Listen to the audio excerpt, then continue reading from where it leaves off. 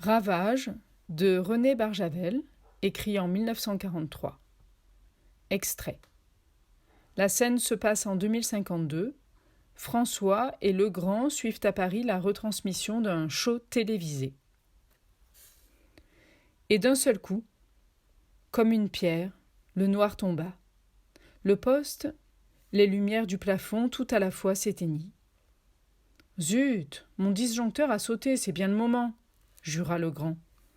Il se leva, il se dirigeait à tâtons, se cognait contre les meubles. « Tais-toi, dit François. Écoute !» Il y avait quelque chose d'anormal dans l'air. Il semblait que la lumière avait emporté, en disparaissant, tout le monde extérieur. François et son hôte se sentaient comme isolés au sommet de quelques montagnes, dans l'immense silence vide du ciel. « La rue !» souffla François. Il parvint à la fenêtre, tira les rideaux, ouvrit la croisée, se pencha, bientôt rejoint par Legrand. L'obscurité noyait la ville, et tout le bruit était mort. Les deux amis apercevaient les silhouettes immobiles des autos se découper sur le plastique luminescent, et les ombres chinoises de leurs occupants qui ouvraient les portières, descendaient, se penchaient sur les moteurs, levaient les bras au ciel. Rapidement, l'éclat du plastique diminua, et la chaussée s'éteignit tout à fait. Rien ne luttait plus contre la nuit que la mince lumière de la lune à son premier quartier, et les éclairs fugitifs de quelques briquets. À leurs oreilles, que n'encombraient plus les ronflements des moteurs, arrivaient des bruits inattendus, des bruits humains. Un homme jurait, une femme criait. Ils entendaient les exclamations stupéfaites de la foule, son piétinement sur le trottoir. « Tu vois, ce n'est pas ton disjoncteur qui a sauté. Il n'y a plus une seule lumière dans la ville. Et toutes les autos sont arrêtées. Regarde, leurs feux de signalisation sont éteints. Mais qu'est-ce qui se passe? Qu'est-ce que c'est? Je suppose, dit François, que c'est encore l'électricité qui fait des siennes comme tout à l'heure. Mais cette fois-ci, ça a l'air sérieux. Le plastique luminescent est éteint. Les phénomènes de radioactivité eux-mêmes sont donc touchés. Essaie ton téléphone. Il craqua une allumette.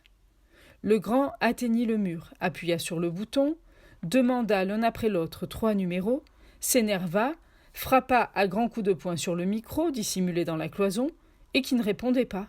« Rien, il est mort. »« Tu vois bien. Je descends voir la rue de plus près. Tu viens ? » ?»« Allons. » Dans l'escalier régnait un noir d'encre. Au palier, des portes s'ouvraient, des briquets surgissaient, éclairaient des faces inquiètes. Entre le premier et le second étage, 2 hommes vociféraient dans l'ascenseur bloqué. La serrure électrique de la porte refusa de fonctionner. Ils entrèrent chez le concierge. Ils le trouvèrent en caleçon, en train d'installer sur sa table un cierge allumé d'un demi-mètre de haut.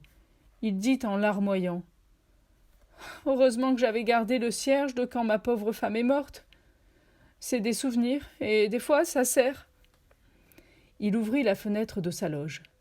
Les 2 jeunes gens l'escaladèrent et descendirent sur le trottoir, au milieu d'une foule dense. Les cafés, les cinémas, les salles de télévision, les théâtres des boulevards se vidaient de leurs occupants. Des gens, abandonnés par leurs vêtements à fermeture magnétique, s'étaient vus soudain en partie déshabillés. Ils essayaient vainement, sans rien y comprendre, de joindre à nouveau des pièces d'étoffe qui ne voulaient plus se connaître. On regardait avec effarement ces noctambules en tenue légère que le croissant de lune, dans un ciel extrêmement pur, éclairait d'une lueur blême.